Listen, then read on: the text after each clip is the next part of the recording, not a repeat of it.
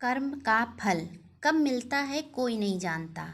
एक बार की बात है, एक गांव में एक बालक रहता था। उस बालक का नाम उत्तम था। उत्तम के पिता अपाहिज थे। उसकी माता गांव के बच्चों की प्राथमिक शिक्षिका थी। वे अपना घर भी संभालती एवं गांव के बच्चों को भी पढ़ाती। उत्तम अब बड़ा हो रहा था। वह इतना समझने लगा था कि घर का सारा बोझ उनकी माँ पर ही है। वह अपनी माँ के बोझ को बांटना चाहता था। वह अपनी माता के कार्य में उनकी मदद करता था। अब वह बड़ा हो चुका था, इसीलिए पास के गुरुकुल में पढ़ने जाया करता था। एक दिन उसकी कक्षा में उसके गुरुजी ने बच्चों को बताया कि अच्छे कर्मों का फल अच्छा मिलता है और बुरे कर्मों का फल बुरा मिलता है। उत्तम के दिमाग में यह बात बैठ गई। जब उत्तम गुरुकुल से घर पहुंचा तो उसने अपनी माता से पूछा, माँ, क्या सच में अच्छे कर्मों का अच्छा फल और बुरे कर्मों का बुरा फल मिलता है? माँ ने उत्तर देते हुए कहा, हाँ बेटा।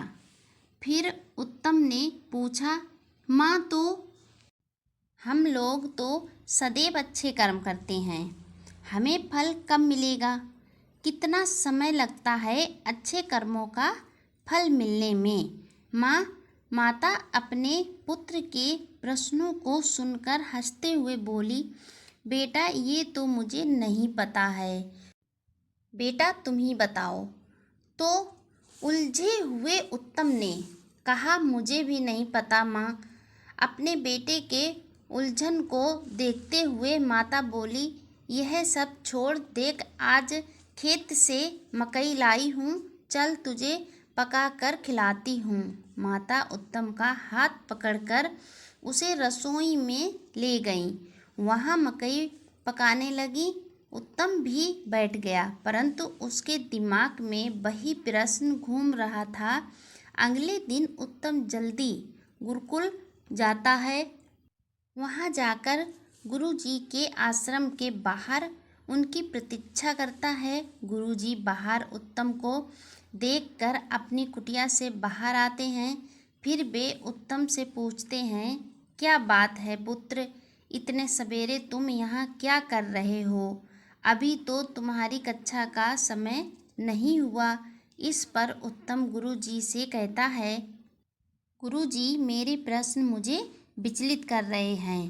प्रश्नों के समाधान के लिए मैं आपके पास आया हूँ। गुरुजी ने उत्तम से कहा, पुत्र, अपने प्रश्न पूछो। उत्तम ने पूछा, गुरुजी, क्या यह बात सत्य है कि हमें अच्छे कर्मों का फल अच्छा मिलता है और बुरे कर्मों का फल बुरा मिलता है? गुरुजी ने सहमति जताते हुए कहा, हाँ।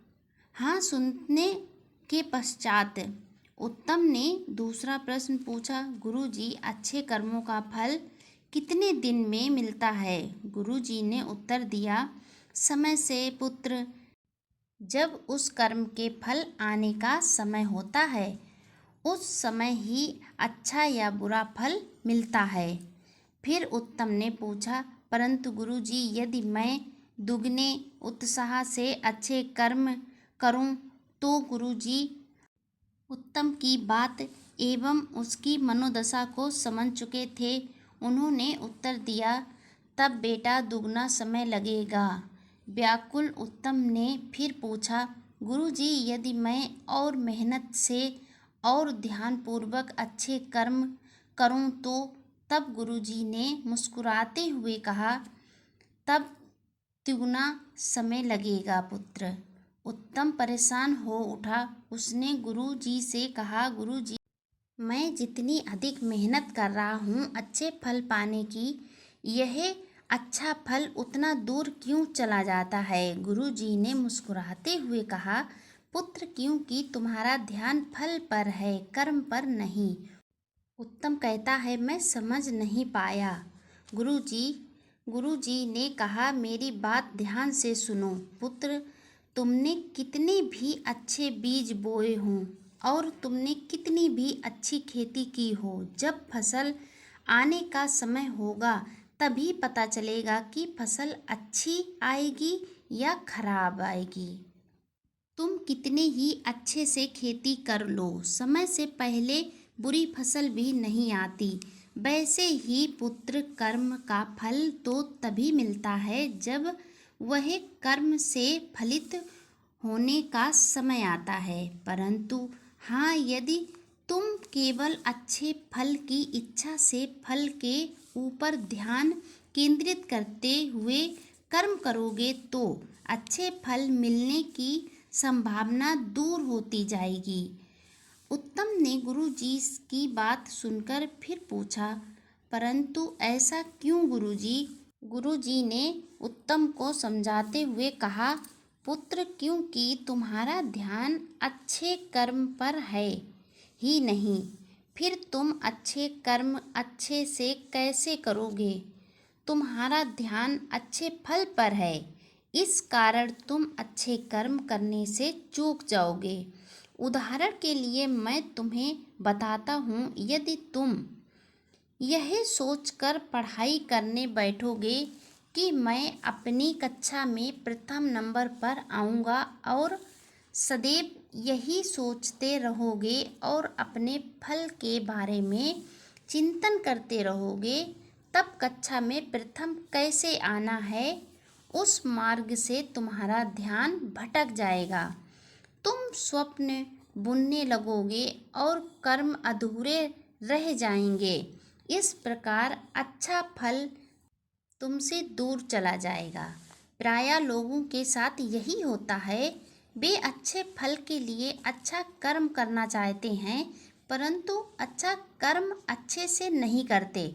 गुरुजी आगे कहते हैं, अच्छे फल के लिए चिंतन से ज़्यादा आवश्यकता अच्छे कर्म का ज्ञान है। यदि अच्छे कर्म का ज्ञान होगा और अच्छे कर्म के पथ पर निरंतर चलोगे तो अच्छे फल अवश्य मिलेंगे, इसमें कोई दो राय नहीं है। परंतु यदि अच्छे फल के बारे में सोचते रहोगे तो अच्छा कर्म नहीं हो पाएगा। अच्छे फल पर ध्यान रखना भी ध्यान को भटका देता है। तुम्हारे कर्मों में त्रुटि रह जाएगी और अच्छा फल दूर चला जाएगा।